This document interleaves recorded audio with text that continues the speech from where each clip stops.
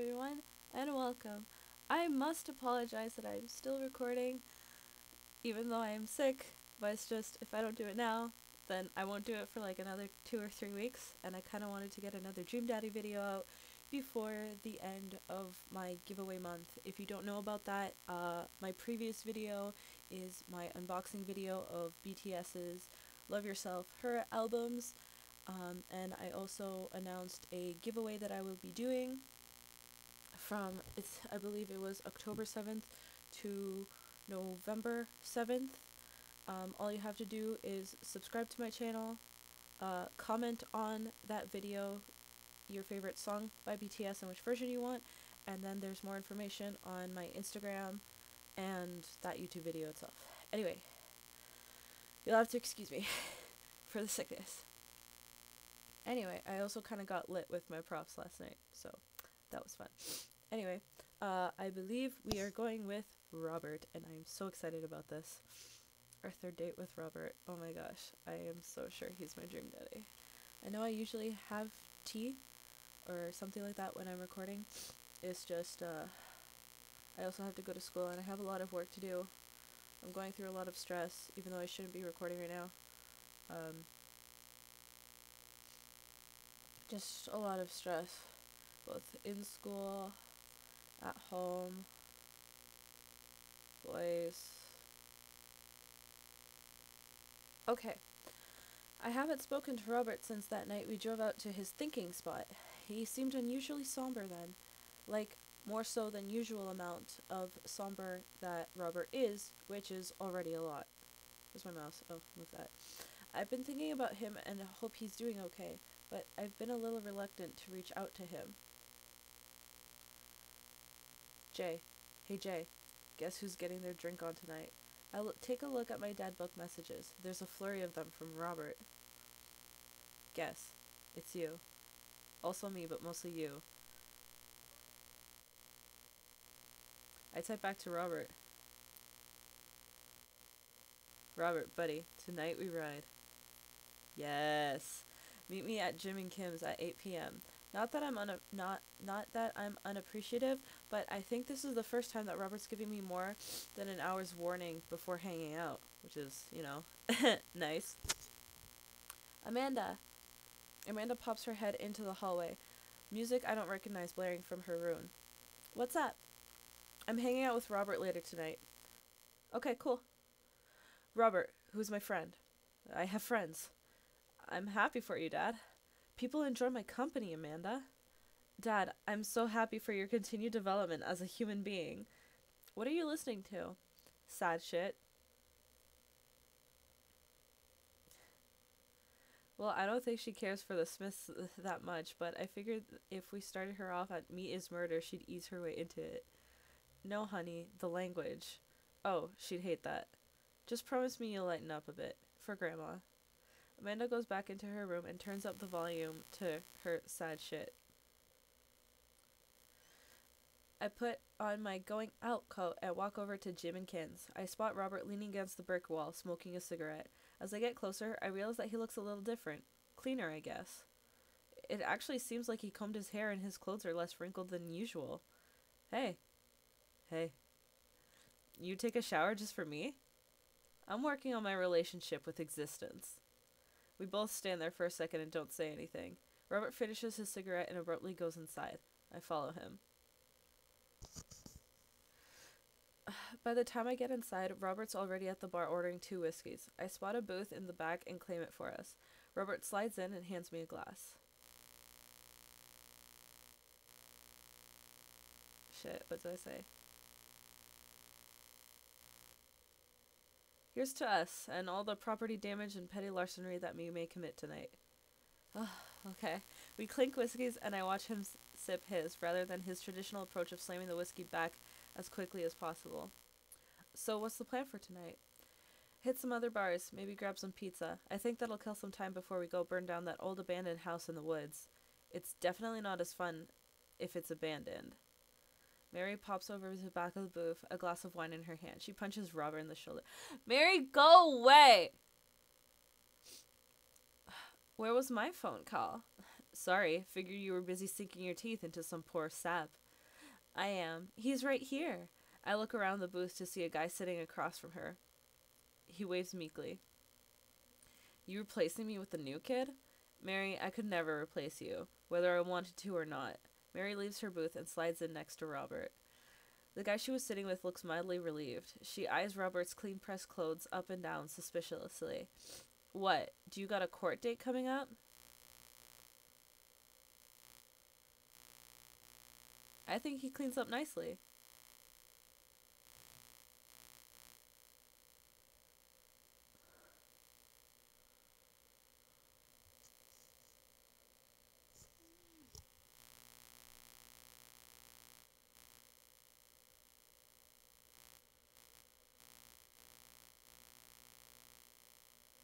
To your continued existence, we clink whiskeys.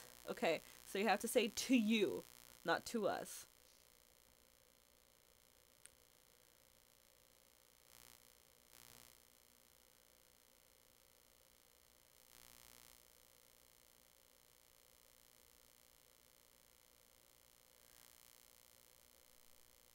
Courts offered me some impunity if I would testify against him. I'm considering it. Seriously, though, what's up with you? Robert stares down at his drink, suddenly looking serious. It's Pappy. Doctors say it's, I don't know how to pronounce that, of the liver. I told that old bag of bones to quit it with the sauce, but it's all he's ever known, especially since Ma's gone. That's why I invited you out tonight. Just didn't want to be alone. Aww. Oh, come on. Jay, don't be an asshole. You know the one thing Robert doesn't joke around about is his pappy. Whoops. They're giving him 2 months. I gotta help him straighten out his affairs. Like, if your boy starts to get serious and says something like that, like, I wouldn't be like, oh, come on. Like, that's just rude. My character's an asshole. I hate him. Robert, I'm so sorry. Robert takes a long look at his whiskey, eyeing it in the dim glow of the bar lights. I look at his life, then I look at mine, and I know history is just doomed to repeat itself. Oh my god. I'm just kidding. He's retired with his new girlfriend in Acapulco. They watch the sunset every night. Probably screw with donkeys. Wait, aren't rabbits the one who screw a lot? Oh, sorry. Didn't realize you were an expert on which animals screw a lot. Please stop saying the word screw. Robert finishes his drink and slides it away from him. He gets up out of the booth. That was a mean joke. Unappreciative. Me and Jay are gonna hit the bricks. You coming with? Please say no. Please say no. Please say no. This place is dead anyways. Fuck! We exit the bar. We exit the bar and find the typically empty street filled with a small crowd of people. At the front is a guy with really deliberate attitude and bad posture. He carries a lantern that he shines up to his face for dramatic effect. What's going on? It looks like it's one of those walking ghost tours. They do that in this part of town all the time. I've always wanted to do one of those. You know all the stories are fake, right? Pretty much all my stories are fake. This is research. Robert makes a beeline towards the back of the group. He turns around when he notices that I'm not following him. Come on! We can't just crash it, can we? Don't be such a square, Jay. Just act like you belong. Robert slides up against the tour group. I reluctantly fall into step behind him. Well, here goes nothing. Hey, it was in this place in 1694 that the most infamous witch trials were held.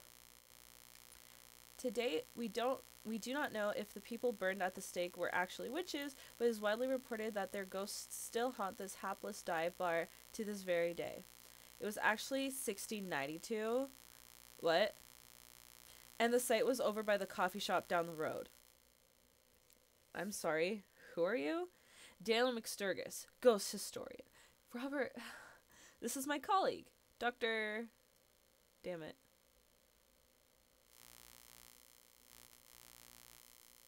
'80s reference? Dr. Loomis, paranormal investigator extraordinaire. We're touring America's most haunted locations as research for our new book.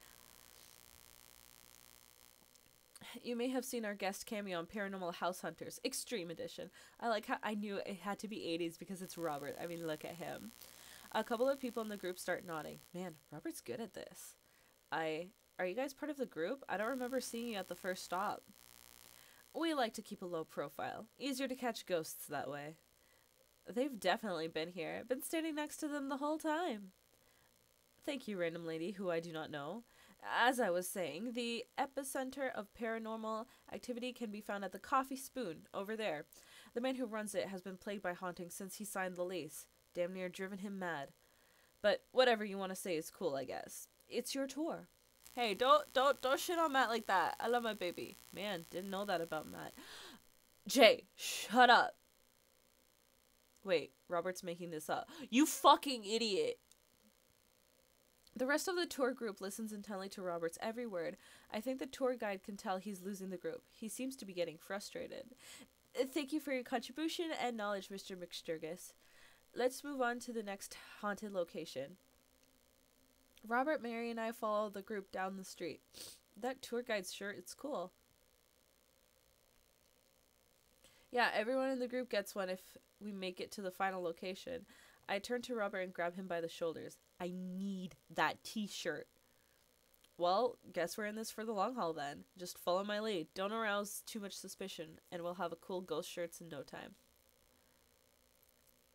I love that sound he makes. Our group arrives at an old, decrepit, colonial-style house. A quick pause in the tour. My name is Quinn, but most people of the Ghost Tour call me Tour Master Quinn. I'm a DJ, trivia master, and part-time actor. I do private ghost hunting events, birthday parties, MC bar mitzvahs, and professional traditional mime work. Tour Master Quinn gives out headshots to all of us. His resume is on the back.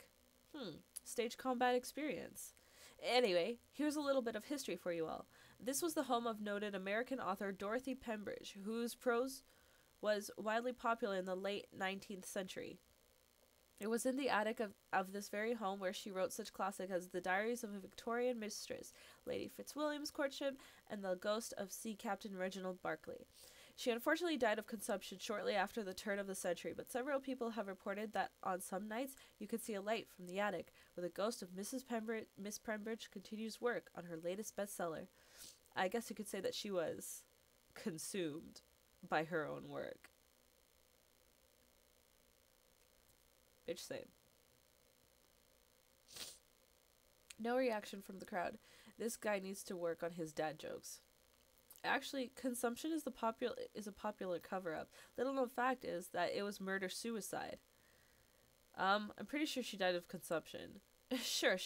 And we definitely didn't hire Stanley Kubrick to elaborately fake the moon landing. That's the watered-down, censored version they teach you in school. But if you can't handle the real story, I understand. It's not for the faint of heart. Jesus, Robert! Can we?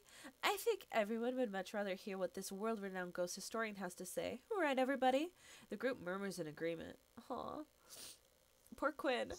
This is a topic we cover extensively in our book, Dr. Loomis. Would you care to tell the story? Fuck you, Robert. Don't put this on me. Shit.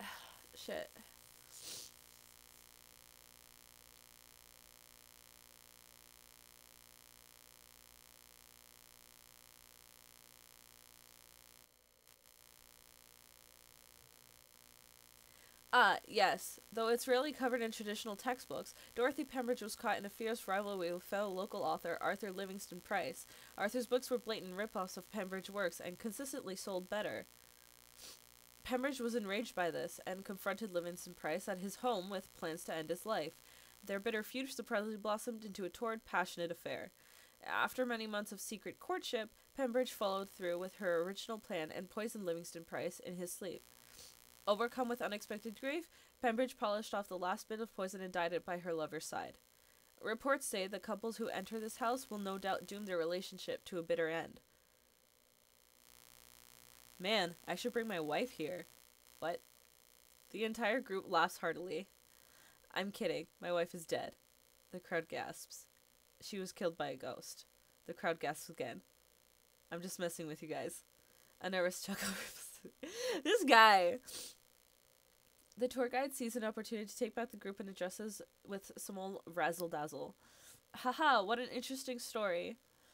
Now, I just want everyone to know that the next location is extremely terrified. If anyone thinks they can't handle it, feel free to excuse yourselves. Alright, I'm bored. Mary turns to a young guy looking at his phone and taps him on the shoulder. Hey kid, fancy buying a gal a drink? The guy looks up to her and smiles. Only if the bar is haunted. Honey, I can show you the most haunted place in town. I think I could exercise your deep, if that's what you're looking for. Boy! Boy! That's nice. I like that. Don't write checks your dick can't cash, kid. That's good. That dialogue that just happened, holla. His eyes go wide. Mary salutes me and Robert. She suddenly pulls me into a hug and murmurs into my ear. When you've known Rob for as long as I have, you know when something's wrong. Keep an eye on him for me tonight, okay? Bitch, I'm gonna keep my body on him. Sure, Mary. Good man. Mary pats me on the back and pulls away. She takes the guy's hand and leads him down the street. Take it sleazy, fellas. God help that poor soul. Mary or the kid? Both. Our last stop. This burial ground is such a hotbed of horrifying paranormal activity that I'm not even sure where to begin. There's the wailing ghost of the Wharfram, the vampire of Maple Bay, the children of the moonlight. What about the Dover ghost? Oh, fuck. By this point, the tour guide is clearly irritated with us. What about it? Oh, nothing. I just think it would be a crime to come all this way out to the cemetery, the actual origin of New England's most notorious paranormal entities, and not even mention the infamous Dover ghost. That's not a real thing. That's absolutely not a real thing. I think someone needs to brush up on their paranormal history. I know tons about paranormal history. I know every ghost story in this area. I can guarantee there's one you don't know. Robert looks over at me and smiles. Would you folks care to hear the tale of how Loomis and I met? No, the entire group shushes the tour guide. Okay, fine, tell the story. Well, it was a dark and stormy night. I wasn't always a paranormal investigator. Way back when, I was just a...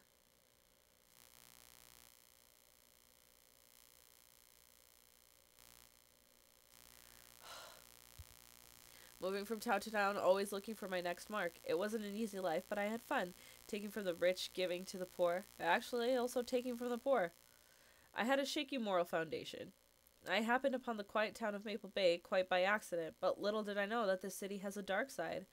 Now, about the same time, I was just starting out as an apprentice to a rather famous ghost hunter who was an old family friend of mine. I carried the equipment, operated the EVP machine, all that. Wait, yes? Who was the famous ghost hunter? Well, I don't like to name drop, but Georgia Mathers. The tour guide gasps. Georgia Mathers? She's a legend! You know her? Knew her. Amazing woman. Died mysteriously. Miss you, Georgie. Anyway, we were in Maple Bay investigating some reports of strange lights and sounds coming from the cemetery late at night. Now, we had been warned by the old crypt keeper that this place was highly dangerous, but Georgia was never one to shy away from an adventure. We camped out in the center of the cemetery for 3 nights straight. We endured with your so-called wailing watchman.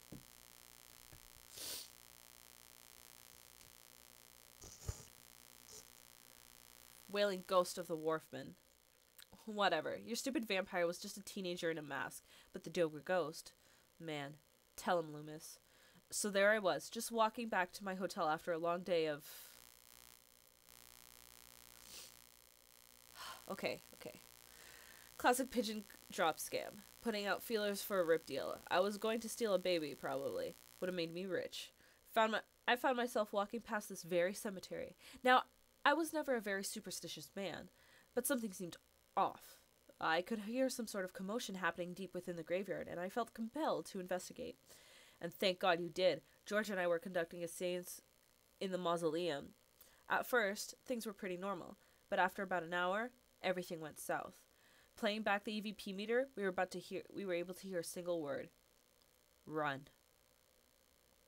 The air suddenly went cold. Something very, very wrong. I just knew we weren't alone. We started to hear this faint, distant scraping noise, like something being dragged across the ground. It got louder and louder until it was deafening. Some kind of demented howl.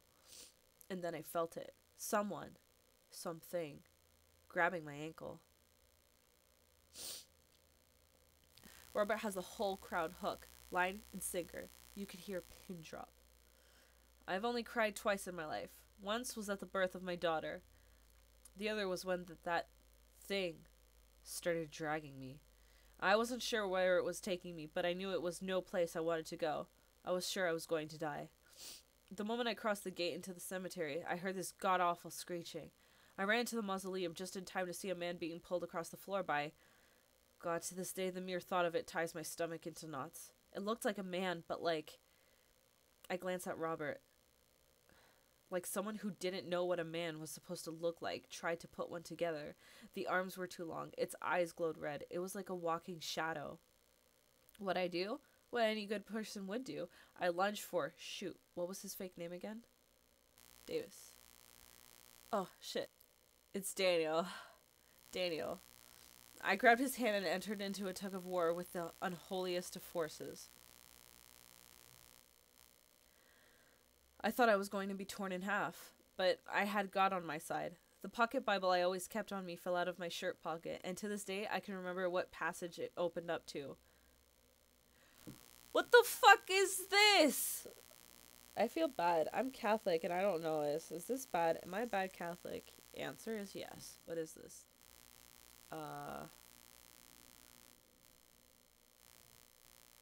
Blessed is he that readeth, and they that hear the words of this prophecy, and keep those things which are written therein, for the time is at hand. I have no idea where Robert pulled that verse from. With a horrifying growl, the entity finally relented. Daniel and I collapsed onto the ground, exhausted. We were both covered in blood. That damn creature clawed into my chest, got me real good. Had to get 16 stitches. Robert pulls down the collar of his shirt to reveal a long, wicked scar across his pecs. And that's how I got this scar.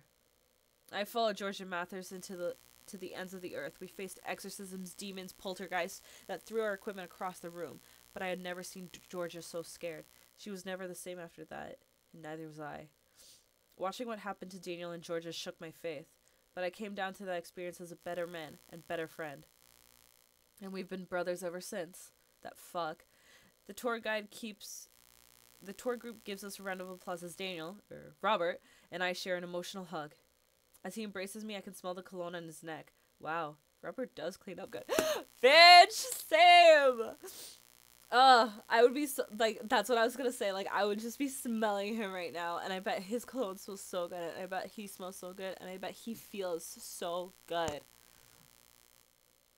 I find myself lingering a little too long on the hug. Bitch, same. The tour guide seems to have bought it. Even he's wiping a tear from his eyes. Thank you, thank you. It's an honor to be able to share our story. Be sure to watch out for our book.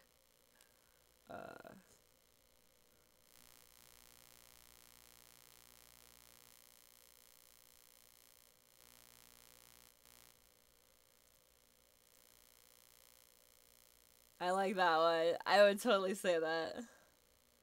Well, I think you both definitely earned your t-shirts. Hey, buddy! The tour guide hands us the coveted t-shirts. He then slips us both his business card and leans in close. If you guys are ever in need of a professional actor, balloon animal artist, Elvis impersonator, or nude model, please don't hesitate to contact me. You got it, buddy. After a couple of tourists take selfies with us, we split away from the group and walk home. That was incredible. I really can't believe they bought all of that. I didn't know you had it in you, Jay. Excuse me, Dr. One. That bit about the pocket Bible was aces, although giving the Dover ghost glowing red eyes was a little cliche. And the Kubrick conspiracy theory bit wasn't. All a part of the character. Well, we got the shirts out of it. We arrive in the front of Robert's house. Want to have a drink? Robert, how long have you known me for? Do you really think I would turn down the opportunity to share a fine alcoholic beverage with my treasured friend and accomplice, Mr. Robert Bobbert Small? If you ever call me Bobbert again, I will kick you right in the shins. Both of them. Then you can expect an angry phone call from my orthopedist in the morning. Bobbert. My shins live to die another day. Oh. Oh my gosh. Oh my gosh, we're in Robert's place. Robert leads me inside. I can't help but think of what Mary said to me. Robert did seem a little bit off, but that completely disappeared when we were joking around with the ghost tour. I don't know. He's hard to read. While I'm thinking, I hear claws skittering across the floor. Oh god, it's his pit bull. I'm about to be torn to shreds. I shut my eyes tight and brace for the impact. Betsy, hey, be nice. I don't feel anything but tiny paws scratching at my toe. Betsy? Robert's dog jumps away from me, running around in circles and sniffing Robert's legs. He pats her on the... I want her. We've seen her in Hey, that's not a pit bull. It's the cutest, dumbest Boston Terrier I've ever seen. Betsy, you're not a pit bull? And you weren't taken by the Dover ghost? Betsy's made of tougher stuff than that. Ain't you, girl? Betsy rolls over for some well-deserved belly rubs. I just keep a picture of a large pit bull in my wallet in case of emergencies. Comedic emergencies. We make our way to Robert's living room. For a quiet man with arguably the oldest pickup truck that can be legally driven, his place is amazing. There are sleek, modern appliances throughout the room with a big flat-screen TV mounted on the wall. Are those boomerangs on top of the TV? He has shelves upon shelves of DVDs. Guess he wasn't lying about being really into cinema. He pours us both glasses of whiskey from a well-stocked bar in the corner while Betsy curls up on a pile of cushions. So, how did you really get that scar? And don't tell me you got it from fishing for Alaskan king crabs in the Barren Sea or something. You trained me too well. Oh, yeah, baby. Robert laughs and takes a sip of his drink. My daughter and I were riding our bikes. I hit a rock, flew over the handlebars, and then we went to the hospital. That's it. Not a very interesting story. I've never heard you talk about your daughter. Well, I have one. That's her. He points at a picture on the wall of a very serious little girl with dark eyes. Yep, that's definitely Robert's daughter. How old is she? 25? 26? Not too sure. Does she live around here? No, Val lives back home in Brooklyn. Works at some new media online magazine thing. Makes buckets, though. He suddenly seems really serious. I probably shouldn't press him about it. You like Santana? Great. Whew. Robert puts on Santana, then takes a seat on the couch next to me. He suddenly downs his drink in one gulp. Hey. Are you alright? Oh my gosh, because of my shit audio, you guys can't hear this, but like, I totally want to make out with him to this song. I want to make out to this song, yeah, baby! Robert leads in.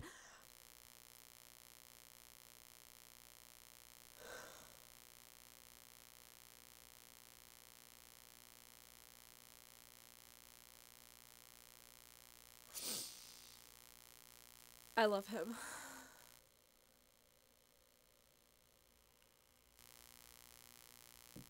He's okay now.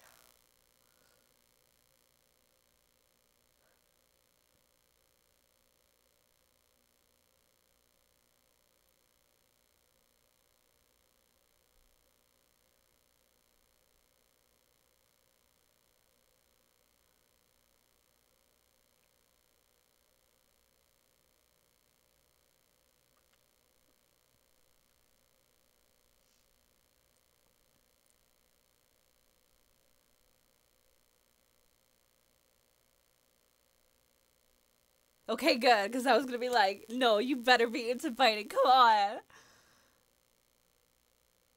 My dick. Ooh, my gosh, I hate it when guys do that, when they run their... Oh. My quantum prof does that, and it bothers me so much.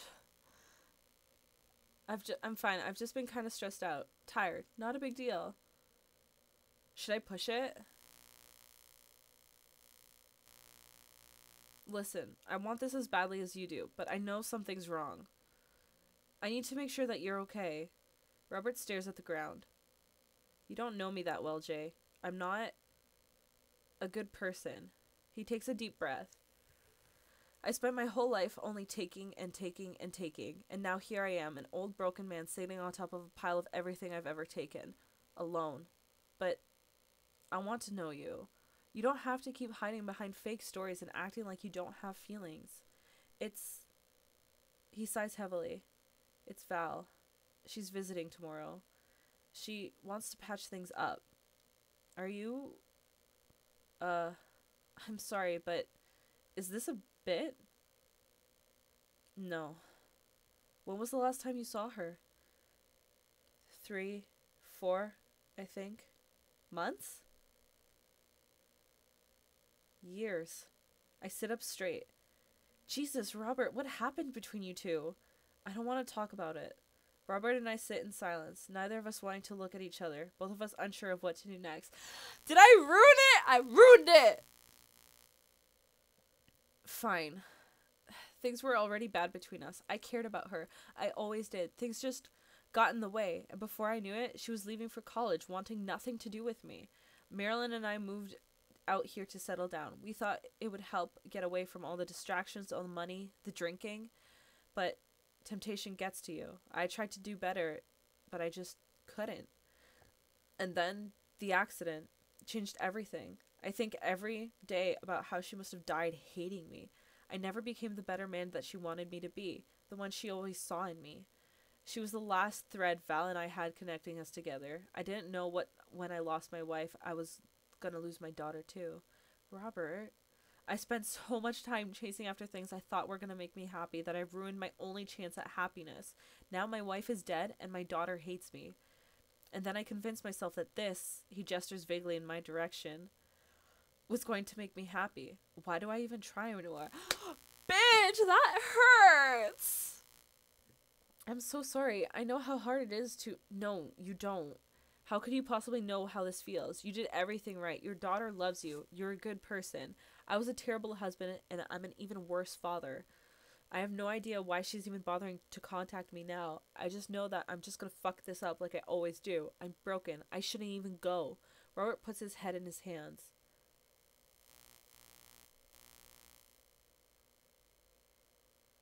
Nothing is going to change until you do. Robert pauses. He looks at me. There are a lot of things in my life that I regret, that I wish I could take back or do over.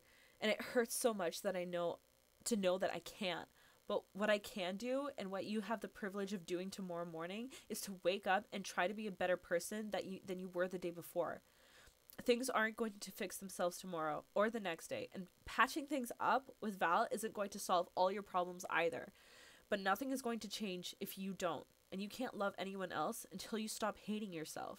And you're right, I don't know you that well, but you have the same capacity for good that we all have, and I know you can find it. Val is giving you a chance. Don't waste it. But, Robert, listen to me. It's gonna be okay. But I lean over and embrace Robert, pulling him in as tightly as I can. He buries his head into my shoulder, hugging me back. It's gonna be okay. I place a hand on the back of his head and stroke his hair. He shudders, then sobs, and I realize that he's crying. Baby! Baby! Baby! Thank you. We stay there for a while, holding each other. We both eventually drift off to sleep. Oh.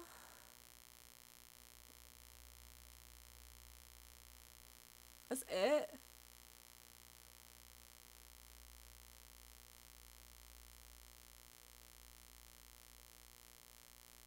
He said that was really special.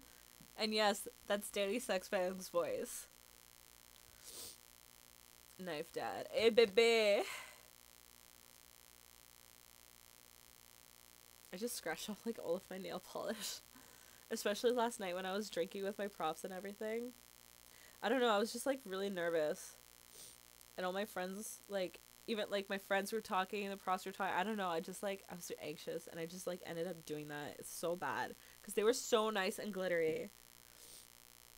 Listen, kid, you're gonna need some real life skills out there if you're gonna make it out in the streets. I'm going to college.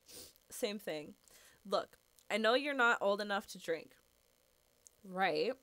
And I know you're smart enough not to drink until you're of legal age. Uh-huh. But hypothetically, if you were to drink, it'd behoove you to drink a glass of water between rounds. Got it. Hypothetically. And if you wake up with a headache, all you gotta do is take a jar of pickles and drink the pickle juice. You're gonna be fine. What's going on here? Girl talk. Mary turns back to Amanda. Now, let me tell you about the deal with a bad roommate. First thing to know, you get straight A's if they die during the semester. Mary! Relax, it's a myth. Supposedly. Against my better judgment, I leave them be. I don't think I recognize that girl by the snack table. I should go say hello. Hi, I don't think we've met. Oh, we've met years ago, and I'm here for my revenge. You're Robert's kid, aren't you? Spot on. I guess that makes you Jay, huh? She's so pretty. Yeah, it's nice to meet you. I'm glad Robert brought you along. He promised there would be free food, so that's kind of hard to pass up. And look, I don't know you, but can I get real with you for a sec? My old man's a real closed book, you know? Me and him, we got a long way to go. You don't erase decades of neglect in a week, but you sure can get tired of staying angry about it. That kind of bitterness, it poisons you, I think. I'm too young for that. Anyway, lately he's been better, a lot better. And between him shaving for once and how much he talks about you, I get the feeling you have something to do with it. So, thanks. Robert means a lot to me. I'm glad he's getting better. Just keep an eye on him while I'm not around, okay? Or else. What? I'm kidding. Or am I? I don't know why I'm like this. I think it runs in the family. Amanda trots up to the conversation. Hey, I love your necklace. And your hair. And just, geez, your whole vibe is cool. Thanks. I like your jacket. My girlfriend collects pins too. Oh, this is my daughter, Amanda. Amanda, this is Robert's daughter, Val. Nice meeting you. I heard you're a photographer. Aspiring photographer. I'm going to school for it. You take pictures? Yes. Yes? Then you're a photographer. Welcome to the biz. Val hands Amanda a business card. If you're ever looking for internships, shoot me an email. Anyway, I need to go make friends with that woman over there who's dual-wielding wine glasses. Catch you later. Oh my gosh, they fucking would. Val walks away. She's so cool! She gave me her business card! She touched my hand! Congrats, you just networked for the first time. I'm a regular business lady now. Quarterly projections, stock market, synergy. While you're making a fortune as a businesswoman, I gotta keep this party going. Catch you around, Pops. Looks like someone's been waiting to talk to you. I glance over to the back of the yard, where Robert is sitting on a bench beneath our cherry blossom tree. He smiles at me. I'll leave you to it. Me and the Emmers are gonna go get ice cream.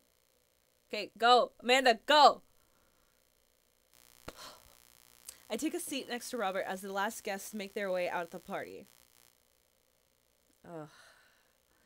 Hey! Robert gestures vaguely to the snack table. Good stuff. Yep. So, I had a chance to talk to Val. She physically threaten you? Yeah. That's my girl. She said you've been doing better. Trying to work on the vices. I also showered today. We sit in silence for a moment. You know, every day for me is a battle against my own self-destructive habits. But lately, it's gotten a little easier. Thanks for talking some sense into me. It's hard to get things through my thick skull sometimes, but what you said that night has actually helped. I'm glad. I like you, Jay. I like you a lot. I haven't felt this way about someone in a long time. I lean in and kiss him for a moment before he pulls away. He takes my hand in his. You're special to me. But I have some stuff I need to work on. Emotionally. Before I can get into anything romantic with you. You deserve better than who I am right now. I need to be on my own for a bit. Figure some things out. Of course.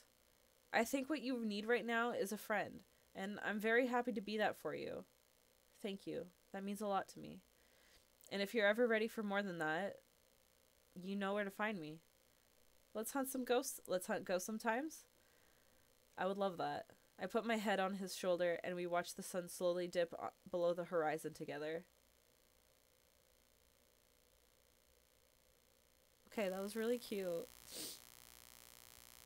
That was some really deep shit, and I felt a lot. I felt like, yo, I'm connected to this story. Like, everything that Jay was saying,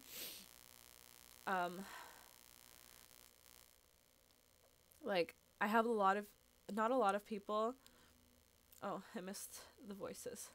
But I've had my mom tell me some of the things about being a better person, and what happened at the end there, for some reason it reminded me of this guy, and, like,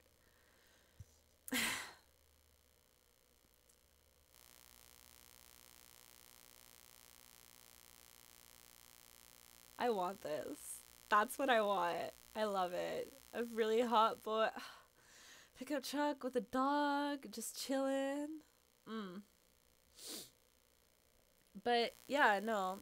This one guy, um, we hurt each other. Um, but obviously everything was always my fault, and he never did anything wrong, right? Um, See, now I'm the kind of person that when I find out that I did hurt someone and I truly did hurt them, I will apologize, especially if I truly care about them. Um, I did some wrong stuff, and then unfortunately, because of what happened, and now that we don't talk anymore, I'm I stopped doing what he wanted me to not do anymore finally, and I feel a lot better about not doing that anymore. I feel more like into myself and all that. Um but no, every day that you wake up, I think it's really good to see how you can improve as a person, because, and like Jay said to Robert, um you have as much of the capacity to be a good person as much as anyone else does, and that goes for everyone. Okay, so now I just want to see what happens if we don't push it. Oh, this is everything to me. What's happening right now? This is everything to me. Uh,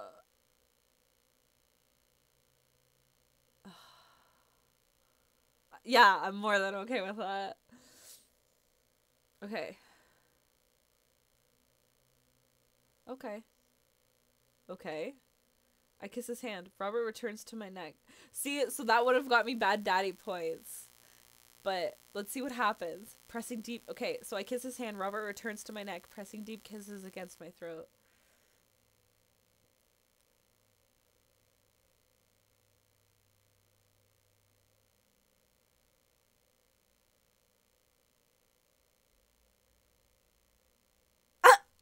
Thank you.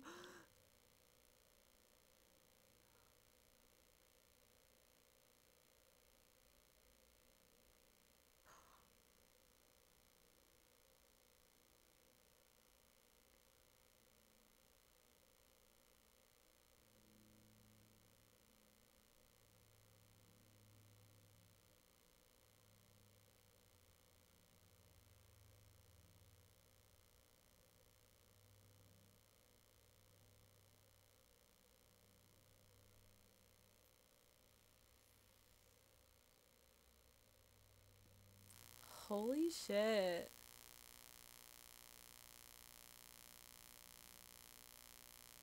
Damn.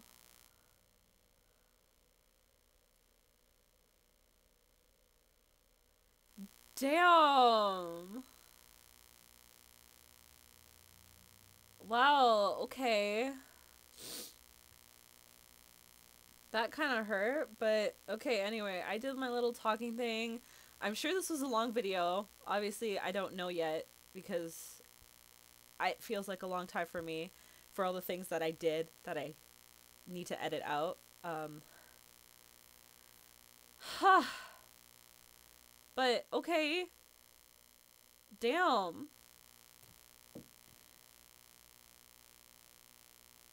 Wow. I mean, that's what you get for being. Huh. Whatever. I'm glad I did. I'm glad I pushed it the first time because I really like Robert and I would want to know what's wrong. Anyway, now he's colored in. Yeah, baby. Three more dads. 3 more dads to go. So with that, thank you guys so much for watching, and thank you for being patient and going through this episode with me being a mess. If you liked this video, please give me that thumbs up, and if you haven't already subscribed, please do so. I really appreciate it. I have a lot of ideas and a lot more things I want to give to you guys and whatever. Please excuse me, I'm sort of delirious and I can't think. Whatever. Like, subscribe. I will see you next time.